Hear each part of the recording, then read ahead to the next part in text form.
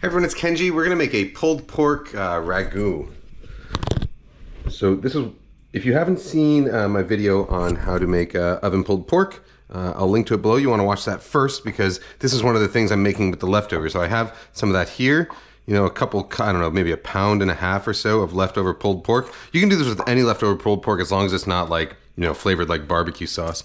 All right, so I'm gonna start by, it's going to be real quick because, you know, the pork is already cooked. And so we're really just putting together sort of a quick sauce. I got a chunk of an onion here. I'm going to slice this up. You could, if you had leeks, you could use leeks. If you had shallots, you could use shallots. If you like, you know, carrot, if you had carrots and celery, which I don't have right now, you could also sort of finely mince some of those and use those in here. But I'm just going to do it super simple right now. Just an onion.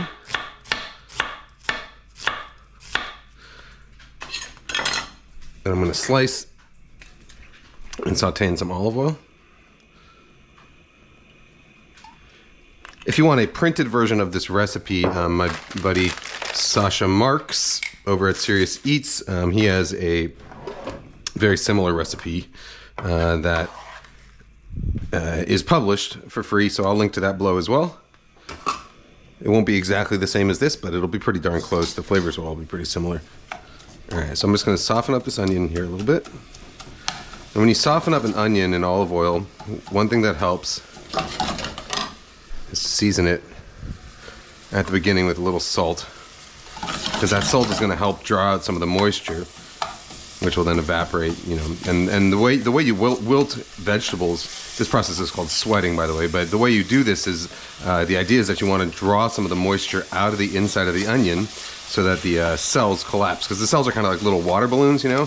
And so when you draw the moisture out of them, they collapse, and that's what makes a vegetable turn soft, is when the water starts to come out of its cells and it loses its rigidity. So what we're looking for is to soften the onion, but not brown it, because we don't really want any of the sort of sweet onion flavors, unless you do, you know, if you want that sweet onion flavor, you can.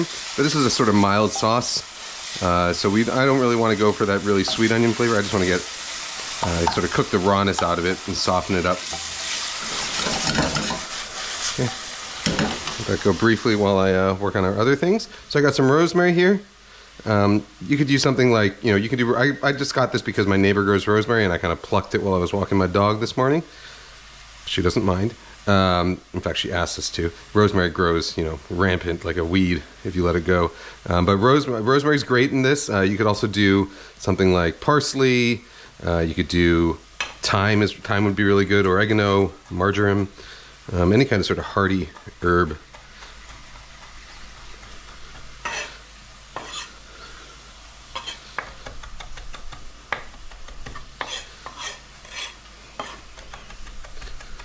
The nice thing about working with, you know, already cooked pork shoulder like this is that, you know, all of the collagen is already broken down.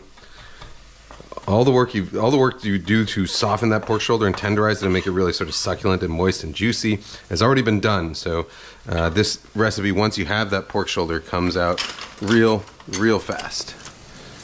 Where is our microplane at? Nope, that's not a microplane. A microplane. Oh, right here.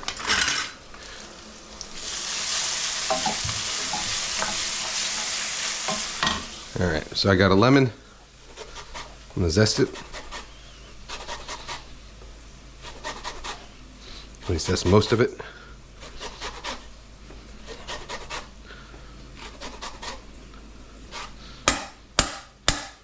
Okay. Rosemary and lemon zest together are a good combination.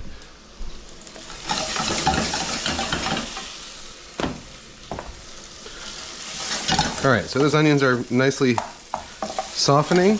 So I'm going to add my pork in there now.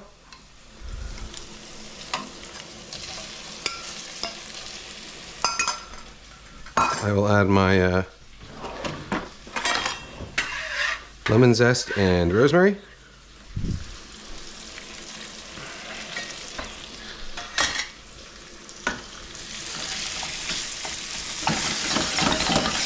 Give that a little stir.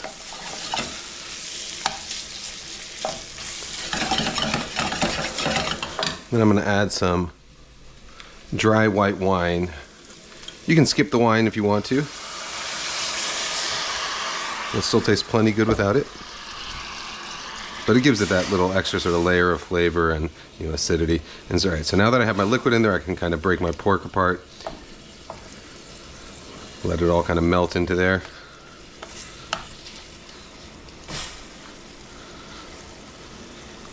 And because, you know, because we still have someone in the family who's avoiding dairy for,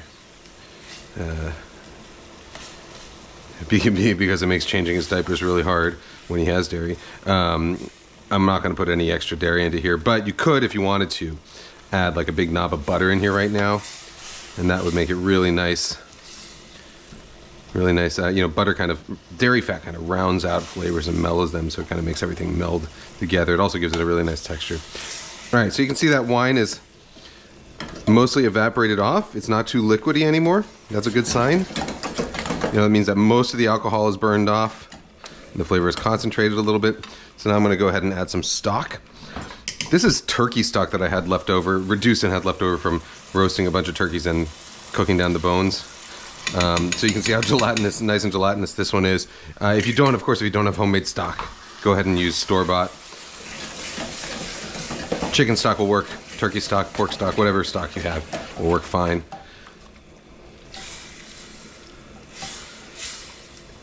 All right. So we're going to let that now simmer down just a tiny bit. And we are almost done.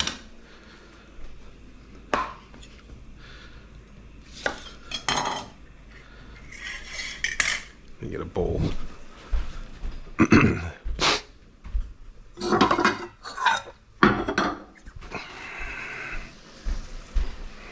All right, some black pepper.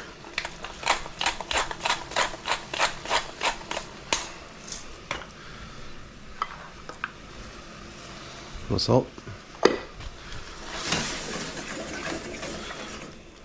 Okay, and I got my pasta water going.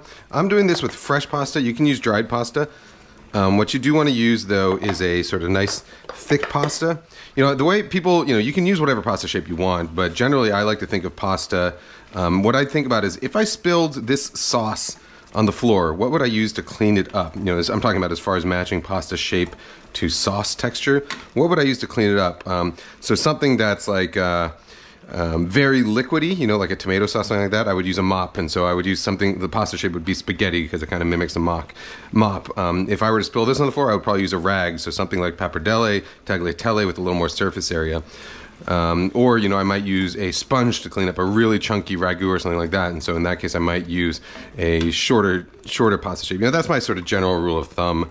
But of course, you can use any pasta shape for any pasta, for any sauce you want. It's really up to you. You don't have to follow the rules. All right, let's give this little taste, the sauce a little taste.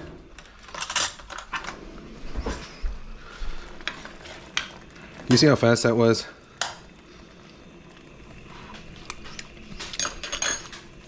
So good. All right.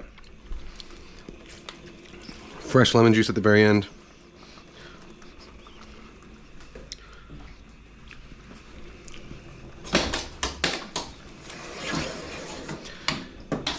This is fresh pasta, so it'll only take a minute or two to cook.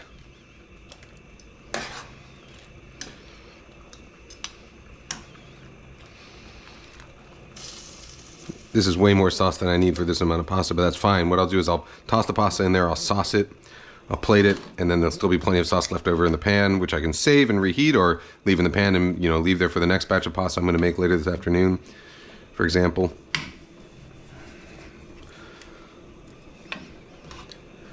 And again, if you were doing dairy, you could potentially, if you wanted to, add a big shower of Parmesan cheese into the sauce here and stir it in. Or you can just serve the Parmesan at the table. All right, that pasta is essentially done. So I'm just gonna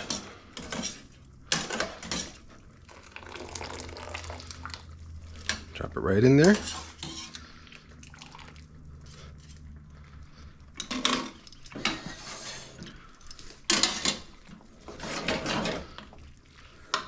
little fold.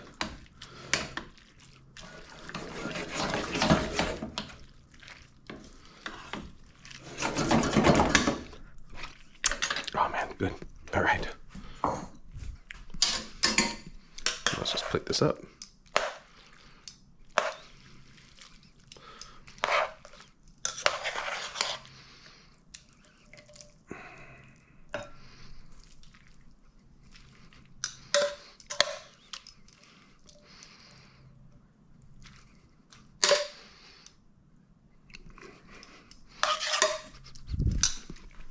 I can reduce this a tiny bit more just to get it a little bit creamier.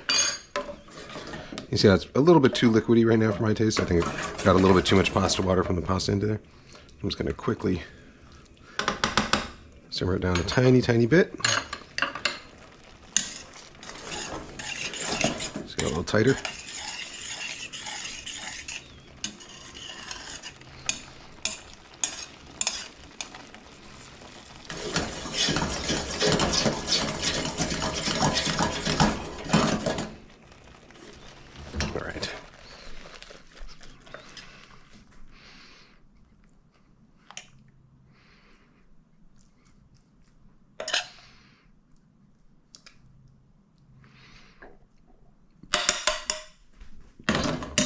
And there we are. Here, bud. All right, let's try this out.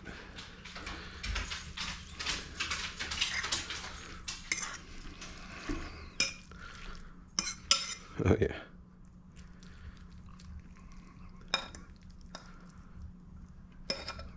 A little of that pork in there. A little of the pasta.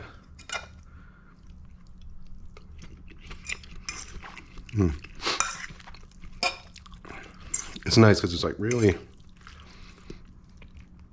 hearty, but also light because of that, you know, that bright lemon juice and the reduced wine.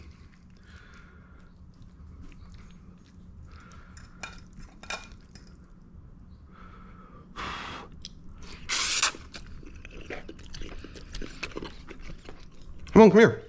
Here you go. Pasta. Here you go, bud. Good job.